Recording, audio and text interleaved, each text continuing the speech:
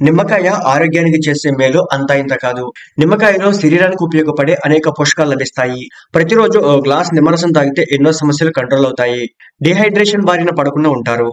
శరీరంలో రోగనిరోధక శక్తి పెంచి ఇన్ఫెక్షన్లను రాకుండా కాపాడుతుంది. నిమ్మకాయలు నిల్వ ఉంచడానికి ఎక్కువగా ఫ్రిడ్జ్ లో పెడుతూ ఉంటారు. నిమ్మకాయలకు బదులు కట్ చేసిన నిమ్మకాయ చెక్కను ఫ్రిడ్జ్ లో ఉంచడం వల్ల అనేక లాభాలున్నాయి.